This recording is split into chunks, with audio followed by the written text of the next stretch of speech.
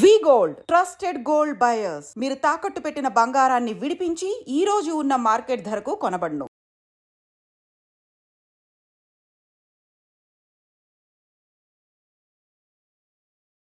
ఆధ్యాత్మిక భావన అంటే ఏంటి? ఆధ్యాత్మికత అనేది నీ పర్సనల్, నువ్వు నీ ప్రాక్టీస్ మీద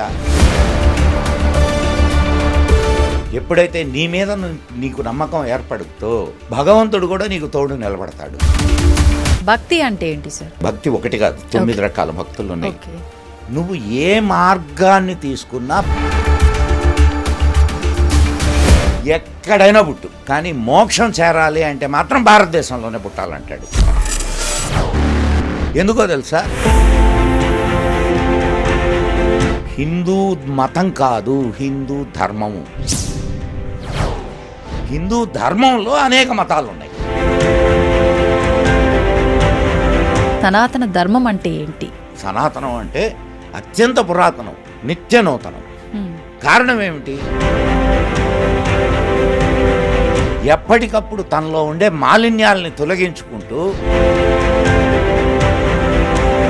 ఇది సనాతన ధర్మం యొక్క గొప్పతనం. కాబట్టే ప్రపంచంలో ఉన్నటువంటి అన్ని మతాలు నశించిపోయినా భారతీయ ధర్మం ఇంకా నిలిచి ఉంది. 2014లో మోడీ గారిని రాకుండా ఉండుంటే భారతదేశం ముక్కలై ఉండేది. మోడీ రావడం వలన ఆధ్యాత్మికతకు సైన్స్కి సంబంధం ఉందా? ఆధ్యాత్మికత నువ్వు ఆనందంగా ఉండడానికి పనికొస్తుంది. ఓకే, నీ కంఫర్ట్ని ఇస్తుంది సైన్స్. విద్య లేని అవిద్య, అవిద్య లేని విద్య రెండూ ప్రమాదకారులే. ఐ టెల్ యూ ఎట్లా అని. ఈరోజు సైన్స్ అంటే ఏందంటే వ్యాపారం.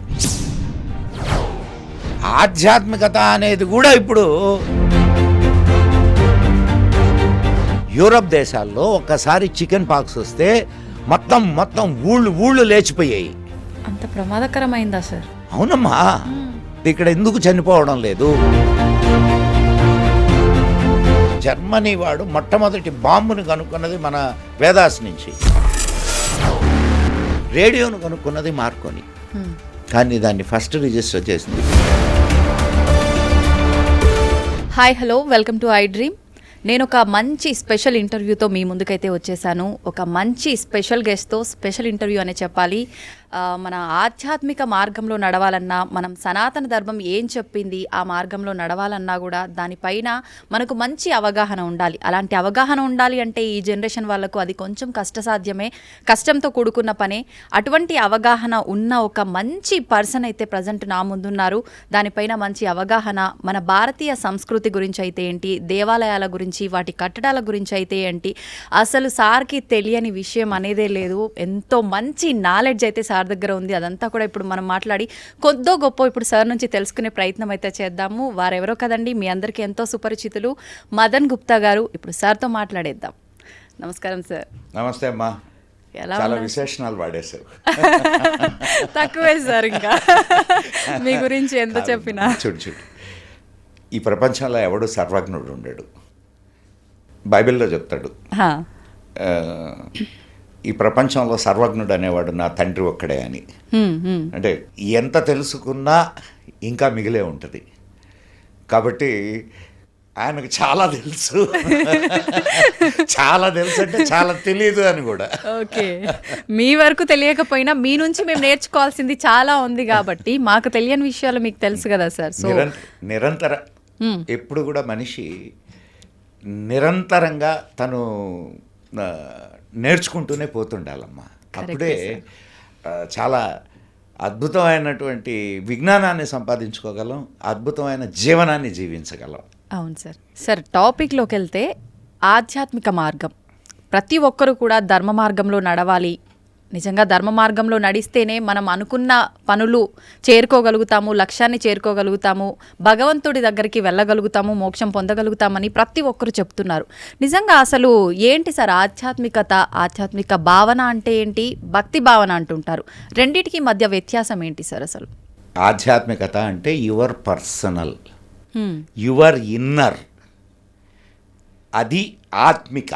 అంటే నీ ఇన్నర్ అది నీకు సి ఒక మంచి ఇది చెప్తాను నేను. ఓకే. కబీర్ దాస్ దోహా చెప్పి దీనికి మంచి ఇది ఇద్దాం. Okay sir. కబీర్ దాస్ దగ్గరికి ఒక ఆయన వెళ్ళి మీరు దేవుణ్ణి చూశారు కదా ఎట్లుంటాడు అని అడిగారు. కబీర్ దాస్ ఏం చెప్పాడంటే, లాలీ దేఖన్ మై గయి మై బీ హో గయి లాల్, లాలీ లాలీ క్యా బోలు గూంగా గుడ్ ఖాయికై అంటాడు. అంటే లాలీ లాలీ అంటే వెలుగు, వెలుగు అంటే భగవంతుడు. ఆ భగవంతుడిని చూడడానికి నేను వెళ్ళా, నేను కూడా భగవంతుడిగా మారిపోయా, నేను కూడా వెలుగుగా మారిపోయా. ఓకే. ఆ వెలుగు ఎట్లుంటుంది, ఆ భగవంతుడు ఎట్లుంటాడు అనేది చెప్పమంటే గూంగా గుడు ఖాయికై, మూగవాడు బెల్లం తింటే ఏం చెప్తాడు, ఏం చెప్పగలడా? ఏమమ్మా మగవాడికి బెల్లం పెట్టి రుచి ఎట్లా ఉందిరా అంటే ఏం చెప్తాడు? చెప్పలేడు. అంతే. సో ఆధ్యాత్మికత అనేది తను స్వయంగా అనుభవించి తెలుసుకోవాల్సిందే తప్ప ఇట్ ఈస్ ఇన్ఎక్స్ప్లికబుల్. దాన్ని నువ్వు ఎక్స్ప్రెస్ చేయలేవు. ఆనందం, ఇంత ఆనందం అంత ఆనందం, దానికి ఏమైనా పారామీటర్స్ ఉన్నాయా? అస్సలు లేవు. సో అది నువ్వు అనుభవించాల్సిందే. ఇది ఆధ్యాత్మికత. ఆధ్యాత్మికత అనేది నీ పర్సనల్. నువ్వు నీ ప్రాక్టీస్ మీద, నీ అనుభవం మీద అండ్ నీ గురువుల మార్గదర్శనం మీద ఆధారపడి ఉండేదే తప్ప అది ఇంకొకటికి అంటే ఇంకొకటికి చెప్తే తెలిసేది కాదు, ఇంకొకటికి చెప్పినందువల్ల ఇదే నిజం అనుకోవడానికి లేదు. Okay. It is your personal. Okay. So నీకు ఇంకొక చిన్న ఇది చెప్తాను, అంటే దీనికే సంబంధించింది. స్వామి రామ పేరు ఎప్పుడైనా విన్నారా? స్వామి రామ. స్వామి రామ అని మన పివి నరసింహారావు గారికి కూడా చాలా సన్నిహితుడు ఆయన. ఆయన చిన్నప్పుడే ఆయన తల్లిదండ్రులు చనిపోతే ఆయన్ని వాళ్ళ కులగురు ఒక సాధువు హిమాలయాల్లో ఉండే ఆయన తీసుకెళ్ళి చాక్కున్నాడు ఆయన్ని, స్వామి రామాని. ఆయన అనేక సాధనలు చేశాడు. హిమాలయ గురువులతో అని ఒక పుస్తకం కూడా ఉంది స్వామికి రామాకు సంబంధించి. చాలా ఆయనకి ఇంగ్లీష్ చదువులు చదివించాడు గురువు గారు. ఈయన ప్రతిసారి సెలవులకి గుహకు వచ్చేది, అంటే గుహకి అంటే ఇంటికి అనమాట, గుహకు వచ్చేది. వాళ్ళ గురువుగారితో గొడవ పెట్టుకునేవాడు. ఏం తెలుసు మీకు, అన్నీ మీరు ఇక్కడ కూర్చొని ఏదో పెద్ద ఇది చేస్తున్నాం అనుకుంటున్నారు, అసలు ప్రపంచం ఎంత ముందుకు పోతుంది, మీకు ఏమీ తెలీదు అని ప్రతిసారి గొడవ పడేవాడు. ఓకే. గురువు గారికి బాగా విసిగేసింది. అంటే చాలాసార్లు జరిగింది, బేర్ చేశాడు ఆయన. కాదు వీడికి అసలు విషయం నేర్పించాలంటే గురువులు ఎట్లా ఉంటారు అని అంటే, వాళ్ళు నేర్పించదలుచుకుంది సమయం వచ్చినప్పుడు అవకాశాన్ని బట్టి నేర్పిస్తారు. ఆయన ఏం చెప్పాడు ఆయన అంటే, సరేరా బాగుంది, నువ్వు చాలా నేర్చుకున్నావు కదా, నువ్వు నేర్చుకున్నటువంటి దాంట్లో నీ సొంతం అనేది ఏదైనా ఉందేమో చెప్పు నాకు అని అన్నాడు. ఇప్పుడు నువ్వు ఆలోచించు, ఇప్పటి వరకు నేను కానీ నువ్వు కానీ ఎవరైనా నేర్చుకున్నది నా సొంతం అనేది ఏదైనా ఉందా అమ్మా? నీ తల్లి దగ్గర నుంచి, నీ తండ్రి దగ్గర నుంచి, నీ చుట్టుపక్కల ఉన్నటువంటి వీళ్ళందరి దగ్గర నుంచి, నీ గురువుల దగ్గర నుంచి, నీ సొసైటీ నుంచి, లేదు నువ్వు మన ఋషులు ఇచ్చిన పుస్తకాల నుంచి, వీటిలన్నింటి నుంచి నీ సొంతం ఏమీ లేదు. కానీ నీ సొంతం అనేది ఒకటి ఉంది. అది ఆధ్యాత్మికత. ఓకే. అది నీకై నువ్వు తెలుసుకోవాల్సిందే, నీకై నువ్వు ఫీల్ కావాల్సిందే, అంతే తప్ప దానికి అర్థమైందా? అర్థమైంది సార్. నువ్వు అడిగిన క్వశ్చన్కి నేను 2 ఉదాహరణలు ఇచ్చాను. అవును సార్. కాబట్టి నీకు తనకు తాను ప్రాక్టీస్ చేసుకోవాలా.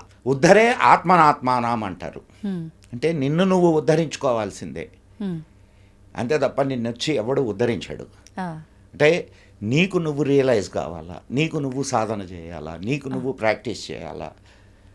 ఓకే. ఎవడో ప్రార్థన చేస్తే నీకేం కాదు. కాదు. ఇందో నేను ప్రార్థన చేశాను నీకు జబ్బులు తగ్గిపోతాయి, ఆ, టమాటలు. ఆ, నీకు నువ్వు ప్రయత్నం చేస్తేనే ఎందుకు ఇచ్చాడమ్మా నీకు భగవంతుడు చేతులు కాళ్ళు ఆలోచించే శక్తి ఇవన్నీ నీకు ఇచ్చాడు కదా. అవును సార్. మరి ఏయో జరుగుతాయి ఏయో ఇదవుతాయి అని అనుకోవడం పొరపాటు కాదు. అంటే నీకు నువ్వు సాధించగలగాల. వివేకానందుడు ఏం చెప్తాడో తెలుసా, నువ్వు 33 కోట్ల మంది దేవతల్లో నీకు నమ్మకం ఉన్నా అడపాదడపా నీ మధ్య చొప్పిస్తూ వస్తున్నటువంటి ఇతర దేవతల మీద నీకు నమ్మకం ఉన్నా, నీపై నీకు నమ్మకం లేకపోతే నీకు నిష్కృతి లేదు అంటాడు. So you should have the confidence on you, then only you can do anything. నిజంగా గట్టిగా నమ్మి మనం ఒకటి సంకల్పం అనుకుంటే నెరవేరుతుంది అంటారు కదా సార్, అదే దీనికి ఖచ్చితంగా reason. ఖచ్చితంగా అమ్మా. సంకల్ప బలం, నువ్వు నీకు ఆ సంకల్ప బలం ఉంటే ఖచ్చితంగా నెరవేరుద్ది. ఓకే. నువ్వు ఇప్పుడు సపోజ్ ఒక పరీక్ష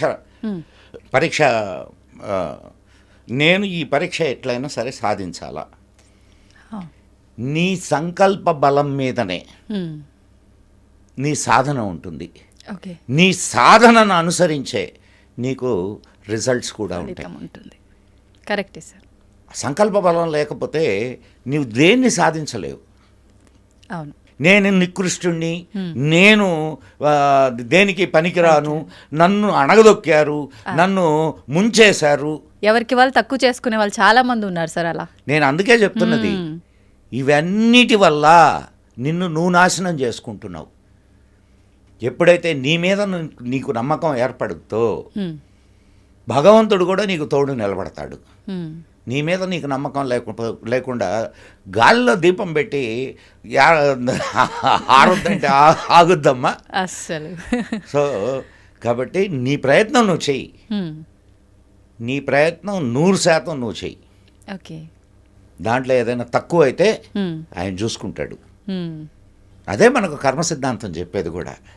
do your duty, don't expect anything, okay. The fruits will be given by the God ultimate. Sir మరి భక్తి అంటే ఏంటి సార్? ఇవన్నీ కూడా భక్తి.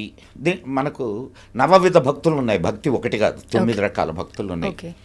పూజనం, సేవనం, ఇట్లా ఈ 9 రకాల భక్తులు కానీ లేదు సాధనలు, అనేక రకాల సాధనలు ఉన్నాయి. యోగ సాధన, ఓకే, అండ్ రాజమార్గం, రాజయోగం, ఇంకా అనేక మార్గాలు ఉన్నాయి. నువ్వు ఏ మార్గాన్ని తీసుకున్నా భగవంతుణ్ణి చేరడానికే. ఓకే. అంతే తప్ప నువ్వు ఈ మార్గంలో పోతేనే అది భారతీయ ధర్మం చెప్పదు. నువ్వు ఇదిగో ఈయన్నే నమ్మితే నువ్వు స్వర్గానికి పోతావు, లేకపోతే నరకానికి పోతావు, లేకపోతే ఇదిగో ఈయన నమ్మకపోతే నిన్ను చంపేస్తాం, అలా లేదు. ఇది భారతీయ ధర్మం చెప్పదు. నువ్వు ఏ మార్గంలో అయినా సరే నువ్వు చిత్తశుద్ధితో, త్రికరణ శుద్ధిగా నమ్మి ప్రయాణం చేస్తే ఖచ్చితంగా నువ్వు అనుకున్నటువంటి గమ్యాన్ని చేరగలవు. ఆ గమ్యం ఏమిటి? ప్రతి హిందువు యొక్క గమ్యము మోక్షం. అంతే సార్. అండ్ వివేకానందుడు ఏం చెప్తాడో తెలుసా, నువ్వు ఎన్నిసార్లైనా పుట్టు, ఎక్కడైనా పుట్టు, కానీ మోక్షం చేరాలి అంటే మాత్రం భారతదేశంలోనే పుట్టాలంటాడు. ఎందుకో తెలుసా, భారతదేశం అనేది మోక్షం అనే సామ్రాజ్యానికి ముఖద్వారం అంటాడు. ఓకే. అంటే ఇక్కడ పుడితే నీకు ఆధ్యాత్మిక జ్ఞానం అబ్బుద్ది. అది ఆయన ఇచ్చేటటువంటి. అందుకే ఆయన ఏం చెప్తాడంటే, నువ్వు ఇతర దేవతలందరినీ నీ దేశాన్ని గురించి ఆలోచించే పని అయితే ఇతర దేవతలందరినీ వదిలేయి, భరతమాతను ఒక్కదాన్నే దేవతగా కొలువు. ఒక 50 సంవత్సరాలు నీ దేశం ప్రపంచం మొత్తంలోకి అత్యున్నతమైన స్థానంలోకి వెళ్ళొద్దని చెప్తాడు ఆయన. సో ఆధ్యాత్మికత ఇది అందుకనే భారతదేశంలో అనేక రకాల ప్రాక్టీసులు ఉన్నాయి. ఇప్పుడు అనేక రకాల మతాలు ఉన్నాయి. అవును సార్. హిందూ మతం కాదు, హిందూ ధర్మము. గుర్తుపెట్టుకోండి, హిందూ ధర్మంలో అనేక మతాలు ఉన్నాయి. శాక్తేయం, వైష్ణవం, గాణాపత్యం, సౌరం, ఇంకా వామ మార్గం. నువ్వు ఏ మార్గానైనా వెళ్ళు, నువ్వు చేరేది గమ్యమే. నదీనాం వైశిత్యాదృజు కుటిల నానాపదజుషాం నృణామేకో గమ్యస్త్వమసి పైసామర్ణవైవా అంటాడు. అంటే నదులు వక్రాలుగా కనిపించినా అవక్రాలుగా కనిపించినా చివరికి ఎక్కడికి చేరతాయి? నదీనాం సాగరోగతి, సాగరానికి చేరతాయి. అట్లనే నువ్వు ప్రయాణించే మార్గం అది వంకర టిగ్గరగా ఉన్నా లేదు సాఫీగా ఉన్నా, ఎట్లా ఉన్నా కానీ నువ్వు ప్రయాణించే మార్గం దైవ మార్గం అయితే నువ్వు ఖచ్చితంగా దైవాన్నే చేరుతావు.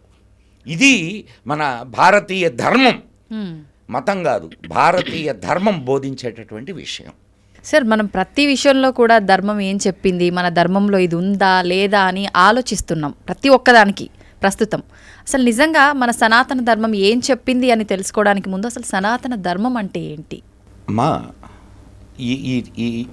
ఈ ప్రపంచంలో అనేక మతాలు వచ్చినాయి, వాటికి డేట్లు ఉన్నాయి.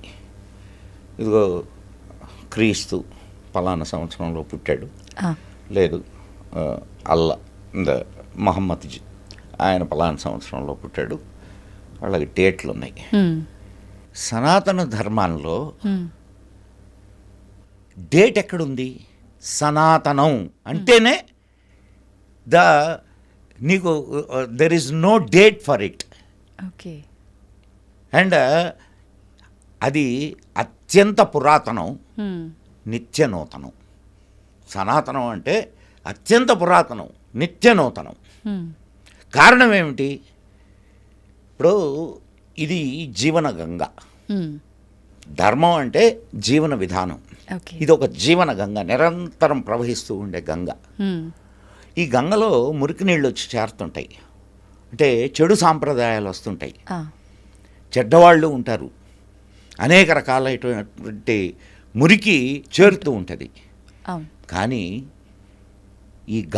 ఈ ధర్మం యొక్క ప్రత్యేకత ఏమిటంటే ఎప్పటికప్పుడు తనలో ఉండే మాలిన్యాలని తొలగించుకుంటూ నిత్య నూతనంగా ముందుకు వెళుతూ ఉంటుంది. ఇది సనాతన ధర్మం యొక్క గొప్పతనం. కాబట్టే ప్రపంచంలో ఉన్నటువంటి అన్ని మతాలు నశించిపోయినా భారతీయ ధర్మం ఇంకా నిలిచి ఉంది. ఇంకా నిలిచి ఉంది అని అంటే ఒక చిన్న విషయం ఆలోచించండి. ఒకటి శాశ్వతంగా నిలబడి ఉంది అంటే దాంట్లో ఉండే స్ట్రెంగ్తే కదా అది. అండ్ ఇంకొక విషయం ఏమిటంటే భగవంతుడు ఎప్పటికప్పుడు ఈ ధర్మాన్ని కాపాడుతూ వస్తున్నాడు. కారణం ఏమిటంటే ప్రపంచానికి ఈ ధర్మం ఇవ్వాల్సినటువంటి సందేశం ఏదో ఉంది. మళ్ళా ప్రపంచాన్ని ఒక అత్యున్నతమైనటువంటి మానవతా విలువలు కలిగినటువంటి సనాతనమైనటువంటి అంటే ప్రశాంతమైనటువంటి ఆనందకరమైనటువంటి ప్రపంచానికి మూలాలు భారతదేశపు సనాతన ధర్మంలో ఉన్నాయి. అందుకనే ఈరోజు నువ్వు అనేక దేశాల్లో ఇస్కాన్ కానివ్వండి, లేదు అనేక ఇతర అంటే ఈ ధర్మంలో నుంచి వచ్చినటువంటి అనేక పంథాలు అవి ప్రపంచవ్యాప్తంగా కొన్ని లక్షల కోట్ల మందిని ఈ ధర్మం వైపు నడిపిస్తున్నాయి. మీరు ఒకసారి ఋషికేశ్ వెళ్ళి చూడండి, మీకు మన భారతీయుడు చాలా తక్కువ మంది కనిపిస్తారు. హరిద్వార్ ఋషికేశ్ మీరు అటు వెళ్తే మన భారతీయులు తక్కువ మంది కనిపిస్తారు, అందరూ ఫారినర్సే ఉంటారు. వచ్చి ప్రాక్టీస్ చేస్తుంటారు అక్కడ. ఇది ఆధ్యాత్మికత. ఎందుకని అంటారు సార్? మన వాళ్ళము అంతా తెలిసి మన భారతదేశ గొప్పతనం ఎప్పుడు పెరటి చెట్టు వైద్యానికి పనికిరాదమ్మా. ఇప్పుడు నీ దొడ్లో అద్భుతమైన వృక్షం ఉంది, కానీ అది నీకు ఉపయోగకరమైంది అనిపించదు. అనిపించదు. ఓకే, అమృత వృక్షమే అది, కానీ దాని విలువ నీకు తెలియదు. తెలుసుకోలేకపోతున్నాం. ఏం చెయ్యాలి సార్? ఈ తరం వాళ్ళకైతే కొద్దో గొప్ప, మీ తరం వాళ్ళకైతే తెలుసు కానీ ఈరోజు నిజంగా అంటే ఒకనాటి కాలంలో మనం డార్క్లో ఉన్నాము. కారణం ఏంటి? ప్రసార మాధ్యమాలు, ప్రచార మాధ్యమాలు అన్నీ కూడా వాళ్ళ చేతుల్లో ఉన్నాయి. అండ్ ఇంకొక మనకు స్వాతంత్రం వచ్చిన తర్వాత కూడా ఈ ప్రసార మాధ్యమాలని, ప్రచార మాధ్యమాలని అండ్ మన విద్యా వ్యవస్థని, మన అంటే సినిమాలు కానివ్వండి, వీటిలన్నిటినీ ఒక సెట్ ఆఫ్ పీపుల్ ఎవరైతే ఈ ధర్మాన్ని నాశనం చేయాలా అనుకున్నారో వాళ్ళ చేతుల్లోనే ఉన్నాయి. దానివల్ల ఈ అండ్ నీ స్కూల్ సిలబస్ తీసుకో, ఎక్కడైనా నీకు నీ ధర్మాన్ని గురించి చెబుతున్నాయా? లేదు. పోనీ మానవతా విలువల గురించి చెబుతున్నాయా? లేదు, ఏమీ లేవు. మరి బయటకు వచ్చేటటువంటి వాడు ఒక నెగిటివ్ మైండ్తో వస్తాడు తప్ప ఒక పాజిటివ్ మైండ్తో ఎక్కడొస్తాడు? అయితే ఈరోజు సోషల్ మీడియా అనేది రావడం వలన 10 మందికి విషయాలు తెలుస్తున్నాయి.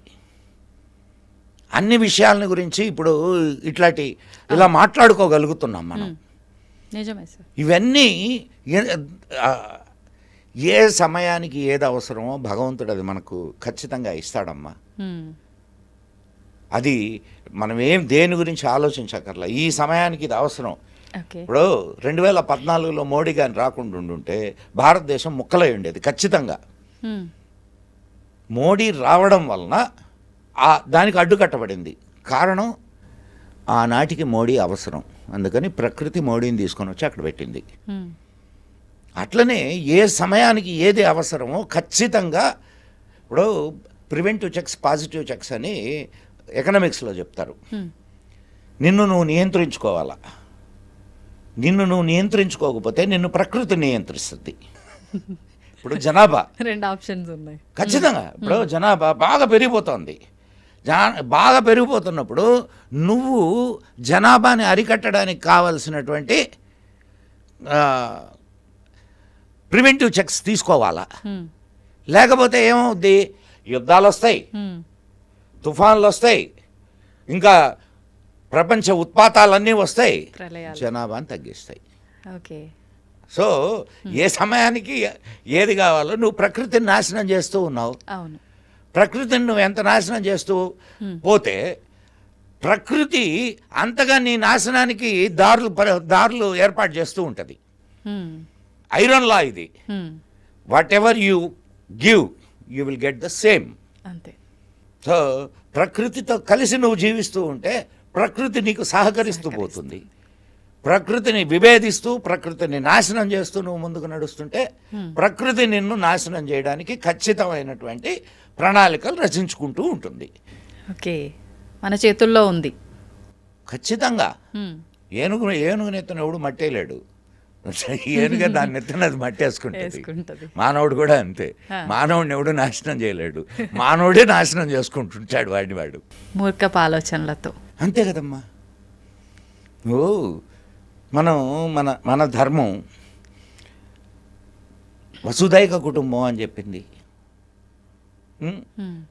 ఆ భావన నీకు ప్రపంచంలో ఉండే ఇక ఏ మతాల్లోనూ ఏ జాతుల్లోనూ లేదు, తెలుసా నీకు? ఈ వసుధ అంతా ఒక కుటుంబం అనేటటువంటి భావన నీకు ఏ గ్రంథాల్లో కనిపించదమ్మాయి. అంత విశాలమైన భావన అది ఈ ఒక్క ధర్మంలోనే కనిపిస్తుంది. ఎంత గొప్పదో చూడండి మరి. డన్. ఓకే సార్, సైన్స్, మనం ఆధ్యాత్మికత గురించి మాట్లాడుకుంటున్నాం. ఆధ్యాత్మికతకు సైన్స్కి సంబంధం ఉందా? Science is what? Technology. Technology సైన్సా? సైన్స్ అంటే ఎవరైనా దాన్ని అర్థం చేసుకోగలరు, దాన్ని ఉపయోగించుకోగలరు. ఈ ప్రపంచంలో లేనిదా సైన్స్? ప్రపంచంలో ఉన్నదే. ఉన్నది. నీ లోపల ఉన్నది కూడా ప్రపంచమే, తెలుసా నీకు? బయట ఎంత ప్రపంచం ఉందో నీ లోపల అంత ప్రపంచం ఉంది. ఓకే. సో బయట ఉన్న ప్రపంచంలో ఉన్న సైన్స్ నీ లోపల ఉన్న ప్రపంచంలో లేదనుకోబాక. మనలో కూడా ఉంది. ఎలా సార్? దాన్నే ఇన్నర్ ఇంజనీరింగ్ అంటారు. Okay. External science and inner science. External science మనకు వేదం చెప్తుంది, విద్యాంచ అవిద్యాంచ యస్తద్వేద ఉభయం సహా విద్యయా మృతమస్నుతే అవిద్యయా మృత్యుంతేర్ధ్వ. దీని అర్థం ఏంటంటే విద్య అవిద్య రెండు కావాలి మనిషికి. విద్య అంటే ఆధ్యాత్మిక విద్య, it is your inner science. Okay. Inner engineering. అవిద్య అంటే ఎక్స్టర్నల్ సైన్స్. ఇప్పుడు నువ్వు హాయిగా కంఫర్టబుల్గా కూర్చున్నావు అండ్ మాట్లాడుతున్నావు, these are all external signs. ఈ రెండు కావాలా అని చెప్పుద్ది. ఇది ఆధ్యాత్మికత కావాలా అండ్ ఎక్స్టర్నల్ సైన్స్ కావాలా. ఆధ్యాత్మికత నువ్వు ఆనందంగా ఉండడానికి పనికొస్తుంది. ఓకే. నువ్వు నీ కంఫర్ట్ని ఇస్తుంది సైన్స్, ఎక్స్టర్నల్. సో ఇప్పుడు కుర్చీలో కూర్చున్నావు, ఇది నీ కంఫర్ట్గా ఉంది లేదు అని చెప్పేది ఏది? నీ ఇన్నర్. అంతే కదా. సో ఇన్నరు ఎక్స్టర్నల్ వేరు కాదు. అండ్ ఈ విద్య లేని అవిద్య లేని విద్య రెండు ప్రమాదకారులే. ఐ విల్ టెల్ యూ ఎట్లా అనేది. సపోజ్ నీకు ఆధ్యాత్మికత లేని ఒక ఇన్వెన్షన్ చేసావు, లైక్ ఆటం బాంబ్. దానివల్ల దాని వెనక ఆధ్యాత్మికత ఏముంది? Yes, it is science. But దాని వెనక ఆధ్యాత్మికత ఏముంది? It is giving destruction. పిచ్చివాడి చేతిలో రాయే అది. పాకిస్తాన్ వాడు ఉసికమంటే చెప్తున్నాడు కదా, నా దగ్గర పావు కేజీ కూడా అణుబాంబులు ఉన్నాయని. సో భయాన్ని కలిగించేది సైన్స్. సైన్సా? Question mark. And external science scientific approach, scientific thinking లేని ఇన్నర్ సైన్స్, అది కూడా మూర్ఖత్వమే. ఇప్పుడు అనేకమైన మూఢాచారాలు ఉన్నాయి. ఈ మూఢాచారాలు నువ్వు దీన్ని ఎట్లా ఆధ్యాత్మికత అని చెప్తావు? సో నీకు ఇన్నర్ సైన్స్ కావాలి, ఎక్స్టర్నల్ సైన్స్ కావాలి. సో సైన్స్ అనేది అయితే ఈరోజు సైన్స్ కూడా పరిస్థితి ఏందా అని అంటే అది స్వార్థపరుల చేతుల్లోకి వెళ్ళిపోయింది. మన వాళ్ళు, నేను అప్పుడప్పుడు కొంతమంది మిత్రులు అడుగుతుంటారు, అసలు మనకు అప్పుడు విద్య ఎక్కడ చెప్పారని. ఇప్పుడు మాత్రం ఎక్కడ చెప్తున్నారు? నీకు డబ్బులుంటే విద్య. అవునా కాదమ్మా? కరెక్టే సార్.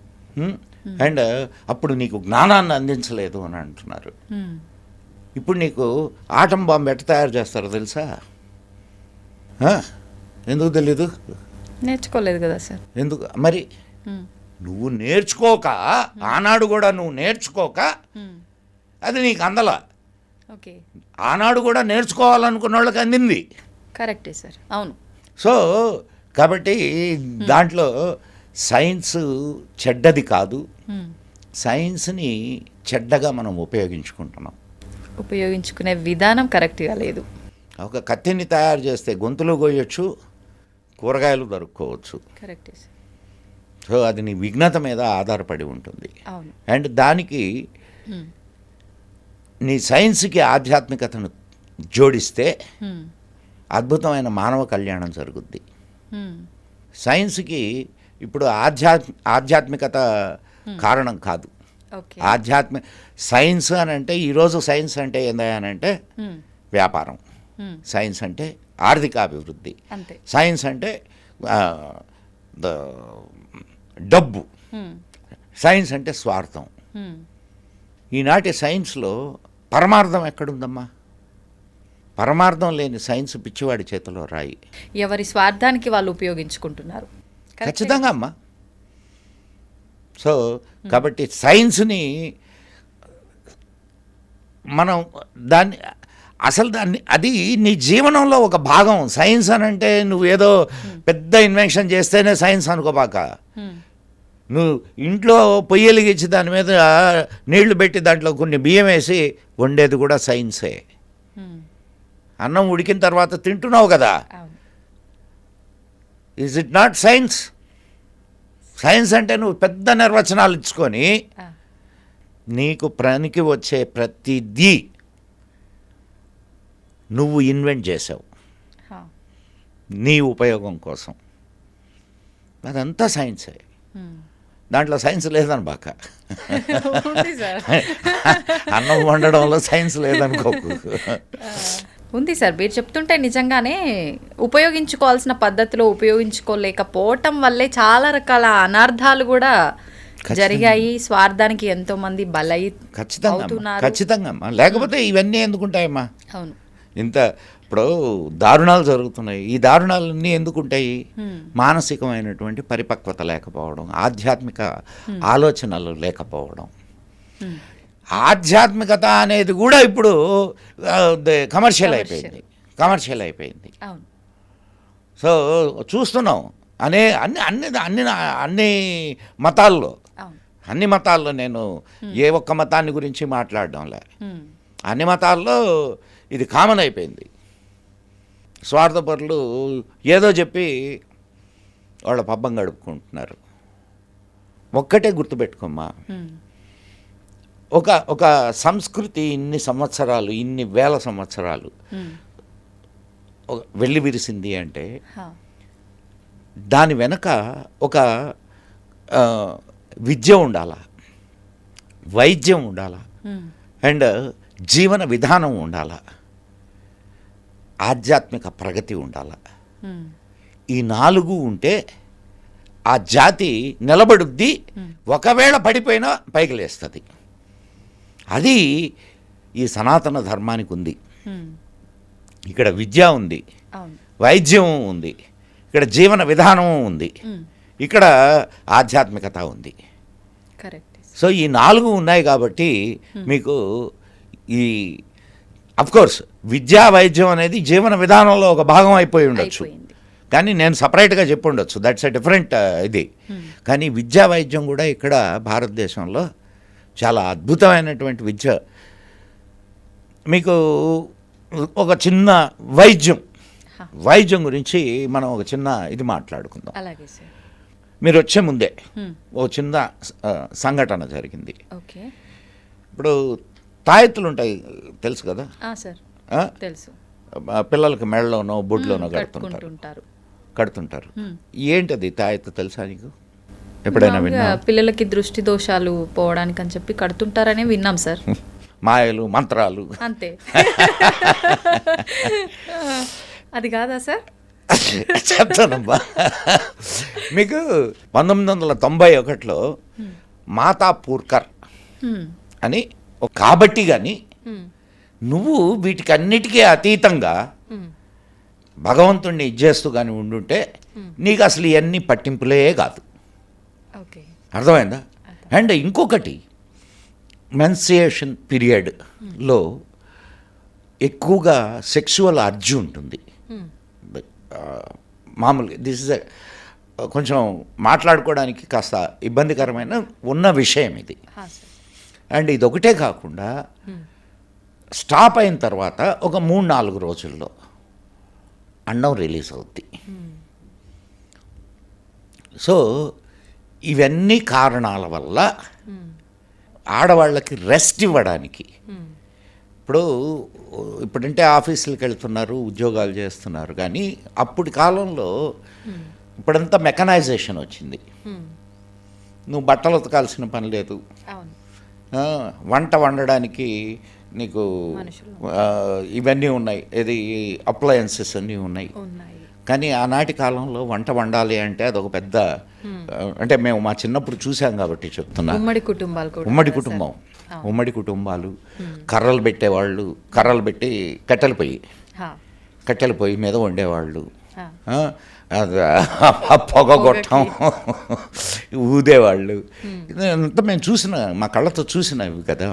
మేము మా అమ్మ, మా పిన్ని, మా పిన్నులు వీళ్ళందరూ అట్లా ఇదైన వాళ్ళే. మరి పెద్ద పెద్ద గుండిగలు ఎత్తి దించేవాళ్ళు ఏది భోజనానికి.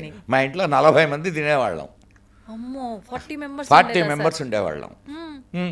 ఇప్పుడు చిన్నపాటి ఫంక్షన్ చేస్తే ఉంటున్నారు రోజు రోజు రోజు. వీళ్ళు కాకుండా మా ఇంటికి వచ్చేటటువంటి బంధువులు, అతిథులు మొత్తం రోజు ఒక పూటకి 50 ఇస్తళ్ళు లేయాల. అవునమ్మా. ఇంతమందికి వండాలి అని అంటే మా తల్లులు ఎంత కష్టపడాలా, శ్రమ. అందులో ఇంకొక ఇదేమిటి, మగవాళ్ళందరూ తిన్నవాళ్ళ తర్వాత ఆడవాళ్ళు కూర్చునేవాళ్ళు. పిల్లలకు పెట్టి, మగవాళ్ళకు పెట్టి, ఆడవాళ్ళు కూర్చునేవాళ్ళు. నిజంగా మన ధర్మం అదే చెప్పిందా సార్? ధర్మం చెప్పిందా లేదా అనేది కాదు, అటు ప్రక్కన పెట్టు. అదే ఇప్పుడు అక్కడ they are the complete administrators of the house. కరెక్టే సార్.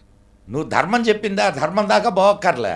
ఇంట్లో నీకు ప్రియమైనటువంటి వాడు అన్నం తినలేదు, ఆయన తింటే తిన్నాడు, లేకపోతే లేదులే నేను తింటే సరిపోద్దులే అనుకుంటావా? అస్సలు అనుకో. కనీసం ఏమండి మీరు అన్నం తిన్నారా అని అడుగుతావా లేదా? నువ్వు పెళ్ళైంది కదా నీకు, అడుగుతావా లేదా? అడుగుతాం. తినలేదే అంటే ఏం చేస్తావు?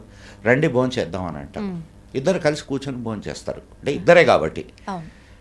కానీ అక్కడ మా ఇంట్లో అంతమంది ఉన్నారు కాబట్టి అది భార్యాభర్తలు కలిసి కూర్చొని తినే అవకాశం కూడా లేదు. సో అటువంటి సమయాల్లో ఒక 4-5 రోజులు వాళ్ళకి రెస్ట్ ఇస్తే తప్పేమిటి? ఇవ్వాలి కూడా సార్. తప్పేమిటి? అస్సలు తప్పు. నీకు ఆదివారాలు లేవు, సోమవారాలు లేవు, సెలవు దినాలు లేవు. పాపం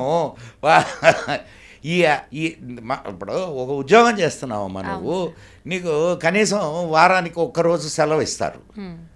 వాళ్ళకి ఆ వారానికి 1 రోజు సెలవు కూడా ఉండదు. సో వాళ్ళని హాయిగా కొంత రెస్ట్ తీసుకునే అవకాశం దొరుకుతుంది. అండ్ బాడీ మళ్ళా రీగెయిన్ అవుతుంది, రీఛార్జ్ అవుతుంది. దాంట్లో తప్పేం లేదు. కాకపోతే ఇప్పుడు అటువంటి అవకాశాలు లేవు. That's a different issue. ఇప్పుడు ఆఫీసులకు వెళ్ళే వాళ్ళు ప్యాడ్స్ కట్టుకొని బయలుదేరుతున్నారు, పిల్లలు ప్యాడ్స్ కట్టుకొని స్కూల్స్కి, కాలేజెస్కి వెళ్తున్నారు. సో నువ్వు అట్లని దాన్ని తప్పు అనకూడదు, అది నేను అంటుంది. ఆ ఆచారం తప్పు, ఆ ఆచారం కరెక్ట్ కాదు అని కాదు. ఆనాటికి అది కరెక్ట్, ఎస్, ఈనాటికి ఇది కరెక్ట్. ఆనాటి పరిస్థితులు, ఆనాటి అమ్మాయి మా ఇల్లు చిమ్మడానికి మా ఇంట్లో 4, మా అమ్మ, 3 పిన్నులు, మా అత్త, మా 5 కుటుంబాలు. దాంట్లో మా ఇంట్లో 5 కుటుంబాలు, పెద్ద ఇల్లు. వాళ్ళే చిమ్ముకునేవాళ్ళు. ఉదయాన్నే అందరికీ వేనీళ్ళు కావాలా అంతమందికి, పెద్ద గుండిగలు పెట్టి నీళ్లు కాసేవాళ్ళు. నేను ఎందుకు ఇవన్నీ చెప్తున్నానంటే, నువ్వు ఆలోచించు, ఒక్కొక్కళ్ళకి ఎంతెంత పని ఉండేదో. చాలా సార్.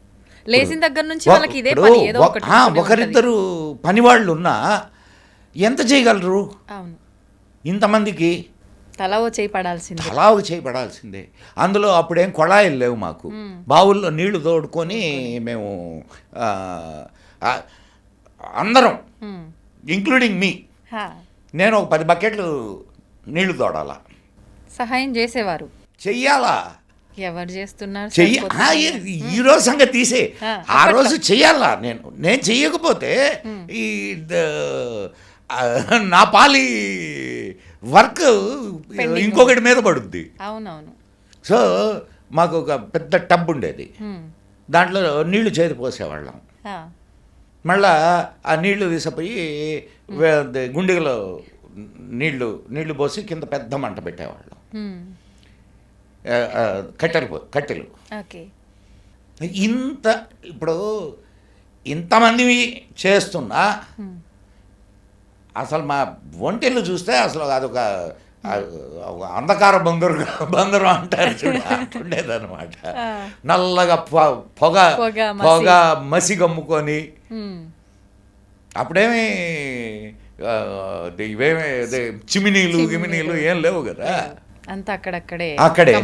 మరి అంత కష్టపడే వాళ్ళకి ఒక 4 రోజులు సెలవిస్తే వీటన్నిటి నుంచి మనం దాన్ని అది తప్పు అనడం తప్పు కదా. అండ్ అది కూడా ఎందుకు, ఆ సమయంలో వాళ్ళు చాలా వీక్గా ఉంటారు, పని సమర్థవంతంగా చేయలేరు, మానసికంగా చాలా ఆందోళనలో ఉంటారు. మరి ఇన్ని పరిస్థితులు ఆమెకు ఉన్నప్పుడు ఆమెను ఒక 4 రోజులు అటు కూర్చోమ్మా అని అంటే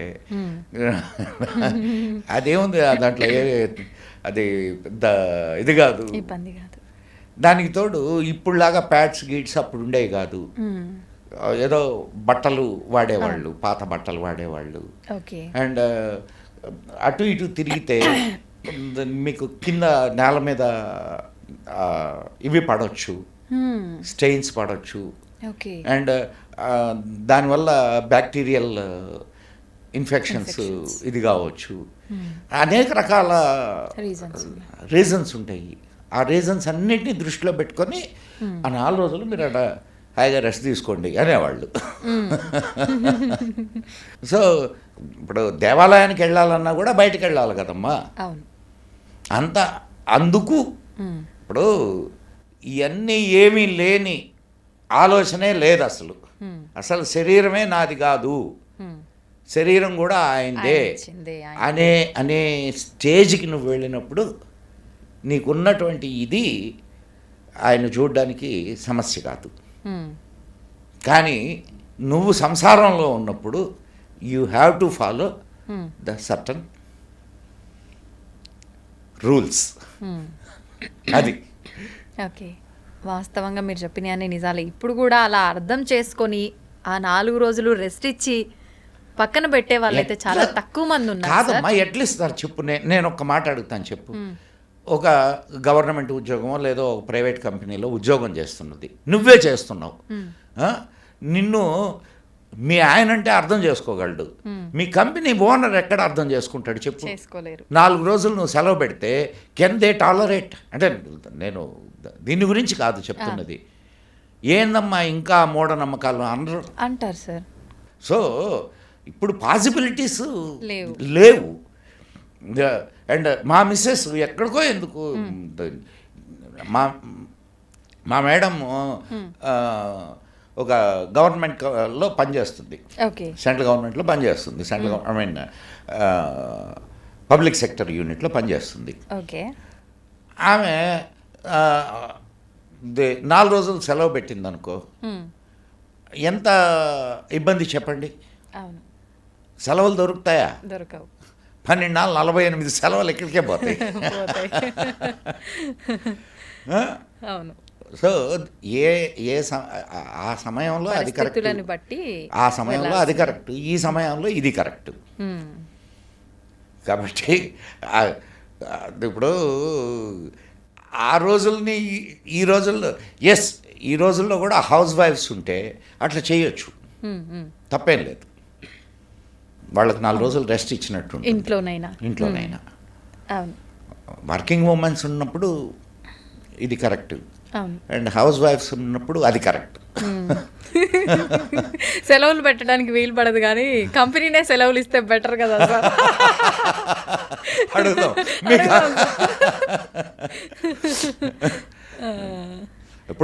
ఇప్పుడంటే వారానికి ఒక రోజు మీకు సెలవు వస్తుంది. ఒకనాటి కాలంలో నీకు ఆదివారం సెలవు ఉండేదేం కాదు, ఆదివారం కూడా వర్కింగ్ డేనే. ఒక్క అమావాస్య రోజు మాత్రమే సెలవు ఇచ్చేవాళ్ళు. అవును, అప్పుడు ఇంకా కష్టం సార్.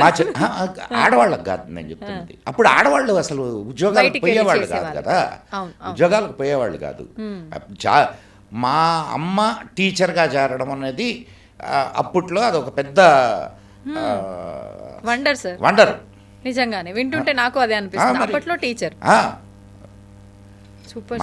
మా నాన్నగారు హిందీ తెలుగు లెక్చరర్, అమ్మ హిందీ టీచరు, ఉపాధ్యాయుల కుటుంబం. ఉపాధ్యాయుల కుటుంబం. అందుకనే ఇప్పుడు గంట కొడితే కానీ మేము ఆగం. ఓకే. సో అది నేను అంత రెవల్యూషన్ అది మా ఇంట్లో. ఏది ఆడవాళ్ళు చదువుకోవడం అనేది మేము 4 పిల్లలం పుట్టిన తర్వాత. అదే మా అమ్మ టీచర్ జాబ్ వచ్చింది. ఏది పర్టికులర్ ఇదే రూల్ అని నువ్వు చెప్పడానికి లేదు. The rule is for your convenience, correct. But in a positive way, not negative way. నేను వాడిని చంపుతాను, వాడి డబ్బు దోచుకుంటాను, దిస్ ఈజ్ మై రూల్ అది కరెక్ట్ అనేది కాదు. ఇట్లా మనం మాట్లాడుకుంటూ ఉంటే ఇంకా అనేక విషయాలు వస్తూ ఉంటాయి.